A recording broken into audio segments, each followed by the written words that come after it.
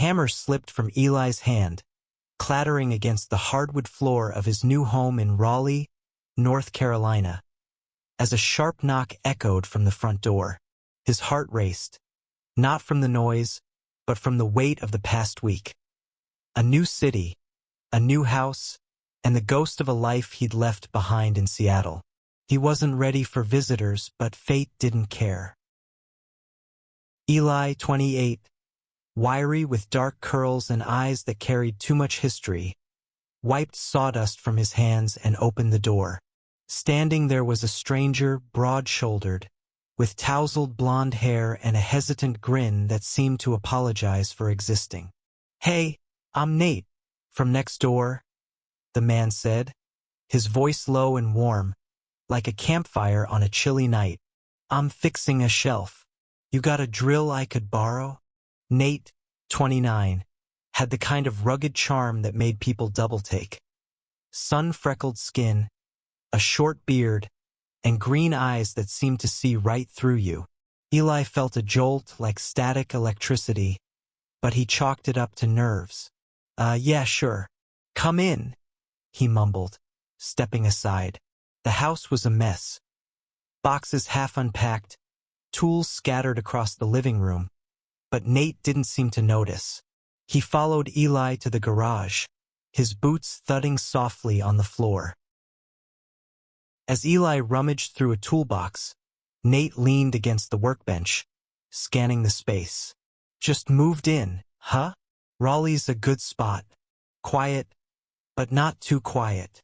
His tone was easy, but there was a curiosity in it, like he was testing the waters. Eli nodded, avoiding eye contact. He wasn't here to make friends. He'd come to Raleigh to escape. Escape the whispers, the pitying looks, the fallout of a relationship that had burned too bright and crashed too hard. "Drill's here," Eli said, handing it over. Their fingers brushed, and Eli pulled back too quickly, his face warming. Nate's smile faltered, but he didn't comment. Instead, he held up the drill like a trophy. "You're a lifesaver. I owe you one." Eli shrugged, muttering something about it being no trouble, but as Nate turned to leave, he paused. "Hey, if you need help with anything, unpacking, fixing stuff, I'm around. Just knock." Eli nodded, but the door closed before he could respond. He stood there, staring at the empty space, his chest tight with something he couldn't name. Over the next few days, Eli kept to himself, hammering nails into walls and trying to build a life from the ground up. But Nate was hard to avoid.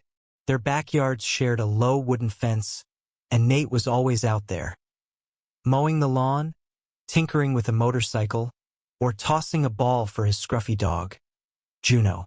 Every time Eli stepped outside, Nate would wave, that same easy grin lighting up his face. It was disarming, and Eli hated how much it drew him in. One evening, as the sun dipped low, painting the sky in shades of peach and gold, Eli was struggling with a wobbly porch step. He cursed under his breath, his hands slick with sweat. "Need a hand?" Nate's voice came from the fence, startling him. Eli looked up, and there was Nate, leaning over the wood, his flannel shirt rolled up to reveal strong forearms. "I'm fine," Eli said too quickly, but Nate was already hopping the fence, toolbox in hand. "Come on, man. I'm a carpenter. Let me help." There was no arguing with him. Nate knelt beside Eli, their shoulders brushing as he inspected the step. Loose nails. Easy fix. He worked quickly, his hands steady and sure, and Eli couldn't help but watch. There was something grounding about Nate's presence, like he could anchor you in a storm. They worked in silence for a while, the only sounds the clink of tools and the distant hum of cicadas. Then Nate spoke, his voice soft. "You don't talk much, do you?" Eli tensed, but Nate's tone wasn't accusing. It was gentle, almost teasing. Just not much to say, Eli replied, focusing on the wood. Nate chuckled. Fair enough. But you've got a story. I can tell. Eli's stomach twisted. He didn't want anyone digging into his past. Not the breakup. Not the way his ex, Marcus, had left him feeling like he'd never be enough. But Nate didn't push. Instead, he handed Eli a hammer and said, "Hold this. Let's finish this step together."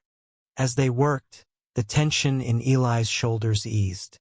Nate's presence was warm, unintrusive, like sunlight through a window. When the step was fixed, Nate stood, brushing dirt from his jeans. "Looks good. You're not half bad at this." Eli managed a small smile, the first real one in days. "Thanks for the help." Nate grinned, his eyes crinkling. "Anytime, neighbor." As he hopped back over the fence, Eli watched him go, a strange ache settling in his chest. He told himself it was nothing, just gratitude. But deep down, he knew it was more. Something about Nate felt like a door opening, and Eli wasn't sure he was ready to walk through. The days blurred into weeks, and Eli found himself looking for excuses to be outside. He'd water plants he didn't care about or sweep the porch just to catch a glimpse of Nate. It was ridiculous, he told himself. He wasn't ready for this, not after Marcus. But Nate had a way of slipping past his defenses, like water through cracked stone. One Saturday, Eli was in his backyard, wrestling with a tangled hose, when Juno bounded over the fence, a tennis ball in her mouth. She dropped it at Eli's feet, tail wagging like a metronome. "Juno, you traitor," Nate called, laughing as he followed her. He wore a faded t-shirt, his arms smudged with motor oil from working on his bike. "Sorry about her. She's got no boundaries." Eli scratched Juno's ears, grateful for the distraction. "She's fine. Better company than most." Nate raised an eyebrow, amused. "Ouch. I'm standing right here." Eli's face heated, but he couldn't help a small laugh. Felt foreign, like a muscle he hadn't used in years. Nate crouched beside him, picking up the hose. "You're making this harder than it needs to be. Here, let me." Their hands brushed again, and this time, Eli didn't pull away. Nate's fingers were rough, calloused from work, but his touch was careful, almost reverent. They untangled the hose together, their movements syncing in a way that felt too natural. "You're good at fixing things," Eli said, breaking the silence. Nate shrugged, but his eyes softened. "Comes with the job. And, sometimes it's not about fixing. It's about building something new." The words hung between them, heavy with meaning Eli wasn't ready to unpack. That night, Eli couldn't sleep. He sat on his porch, a beer in hand, staring at the stars. Raleigh was quieter than Seattle, but the silence felt different. Less oppressive, more like a canvas waiting for color. He thought of Nate's words about building something new. He'd spent so long running from his past, he'd forgotten what it felt like to want a future. The next morning, Eli found a note taped to his front door. In Nate's messy scrawl, it read, "Coffee at the Beanery, 10 a.m. You in?" Eli's heart thudded. He should say no. He should stay safe, keep his walls up. But at 9:55, he was walking into the Beanery, a small cafe downtown with mismatched chairs and the scent of roasted coffee. Nate was already there, sitting by the window, his flannel shirt swapped for a clean button-up. He looked up as Eli approached, and his smile was like sunlight breaking through clouds. "You came," Nate said, almost surprised. Eli shrugged, trying to play it cool. "Free coffee's hard to pass up." They talked for hours about nothing and everything. Nate was a carpenter who'd grown up in Asheville, left home at 18 to find his own way.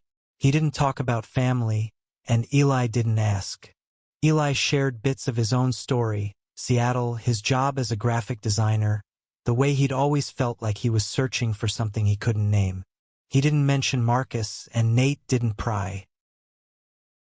As they left the cafe, the air was crisp, autumn creeping in. Nate stopped by a park, where kids were laughing on swings and leaves crunched underfoot. "You ever just stop and breathe?" Nate asked, his voice quiet. Eli frowned, unsure. Nate grabbed his hand, pulling him toward a bench. "Come on, try it." They sat, shoulders touching, watching the world move around them. Eli's pulse raced, but he didn't pull away.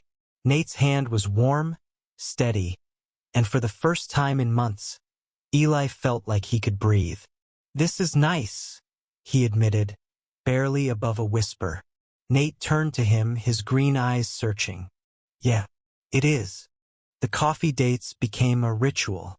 Every Saturday, Eli and Nate would meet at the beanery, sharing stories over steaming mugs.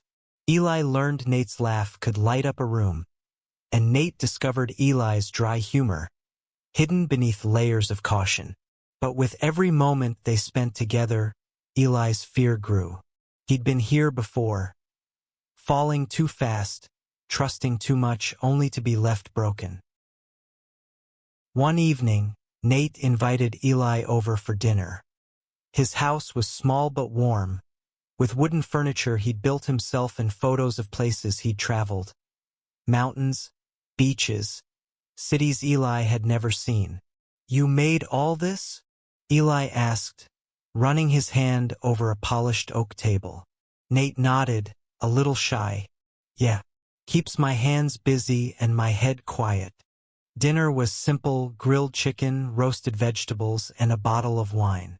They sat on Nate's back porch, Juno sprawled at their feet, as fireflies blinked in the dusk.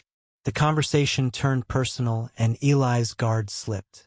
"I left Seattle because of a guy," he said, staring at his glass. "Marcus. He made me feel like I was everything, then nothing." Nate listened, his face unreadable. When Eli finished, Nate leaned forward, his voice steady.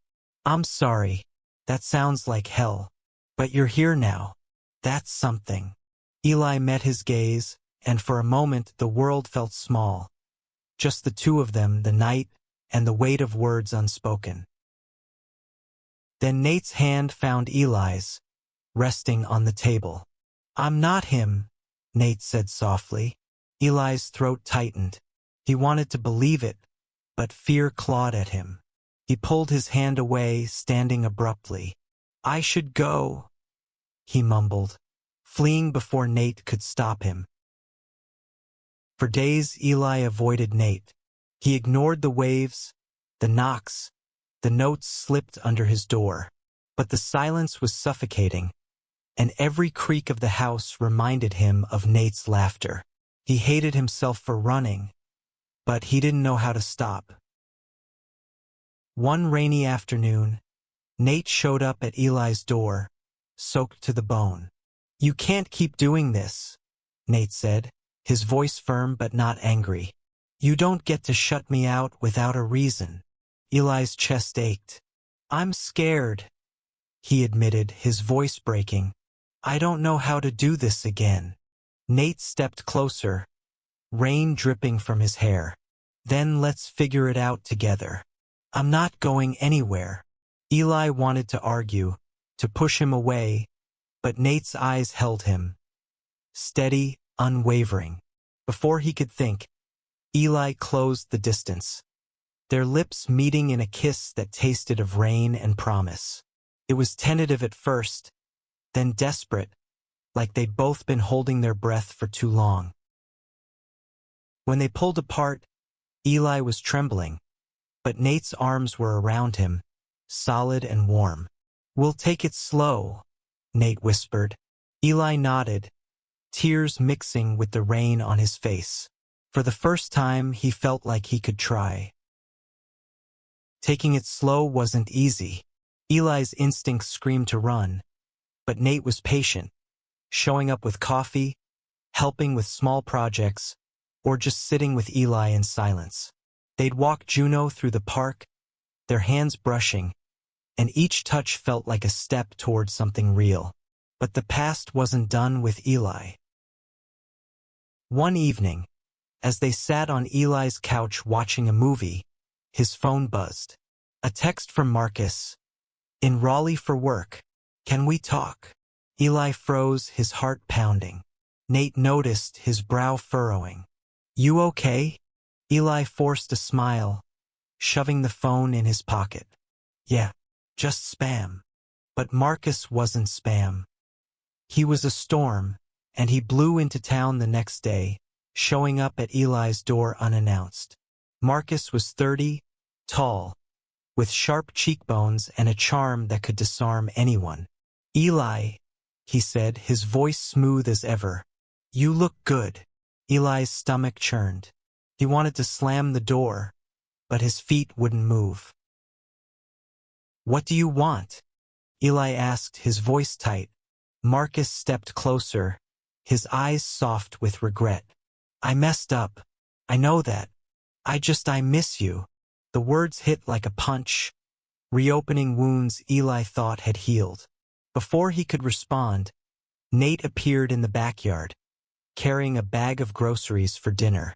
He stopped short, his gaze flicking between Eli and Marcus. Who's this? Marcus asked, his tone sharp. Eli's mouth went dry. Nate, my neighbor. Nate's jaw tightened, but he didn't correct him. Instead, he set the groceries down and said, I'll come back later. Eli wanted to stop him, to explain, but the words wouldn't come. Nate left, and Eli was alone with Marcus. Marcus stayed for an hour, talking about the past, promising change. But his words felt hollow, like a script he'd rehearsed too many times. Eli listened, but his mind was on Nate, on the hurt in his eyes, the way he'd walked away. When Marcus finally left, Eli felt empty. But one thing was clear. He didn't want Marcus anymore. He wanted Nate. Eli ran to Nate's house, banging on the door. When Nate answered, his face was guarded. I'm not your neighbor, Nate said, his voice low. Not just that. Eli's heart raced. I know. I'm sorry. Marcus, he's my past. You're my now. Nate's expression softened, but doubt lingered. You sure about that?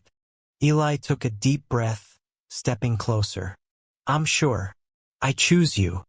Nate searched his face, then pulled him into a kiss, fierce and grounding. They stood there, wrapped in each other, as the world fell away. The weeks that followed were a dance of trust and vulnerability. Eli and Nate rebuilt what Marcus's visit had shaken, piece by piece. They spent evenings cooking together, laughing over burnt pancakes, and sharing stories they'd never told anyone else. Eli opened up about his fears, of not being enough, of losing himself again. Nate listened, his presence a quiet strength, and shared his own struggles. Growing up in a family that didn't accept him, finding his place in a world that wasn't always kind. One night, as they lay in Nate's backyard under a blanket of stars, Eli took Nate's hand. I'm scared, he admitted, but I'm more scared of not trying. Nate squeezed his hand, his voice soft. Then we'll be scared together. Their relationship wasn't perfect. There were arguments about Eli's hesitancy, about Nate's stubborn optimism, but they fought for each other. They built a life, not just in their houses but in the space between them, where trust grew like wildflowers. Juno became their unofficial mascot, bounding between their yards, a reminder that love could be messy and joyful. One spring day, Eli and Nate decided to host a barbecue for the neighborhood.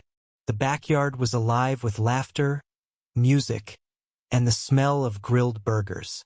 Friends from the beanery, Nate's coworkers, and even a few curious neighbors gathered, their chatter blending with the clink of glasses.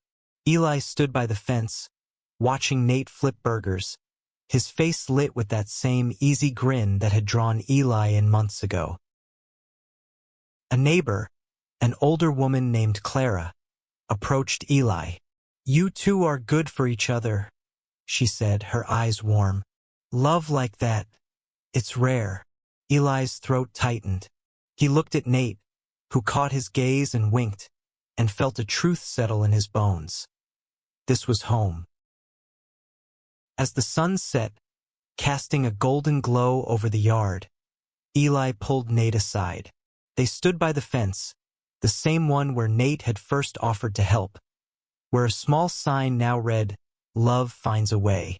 Eli took Nate's hands, his voice steady despite the emotions swelling in his chest. "I came here to start over," he said, "but I found you, and that's better than anything I could have planned." Nate's eyes glistened, and he pulled Eli close, their foreheads touching. "You grabbed hold of me," Nate whispered, "and I'm never letting go."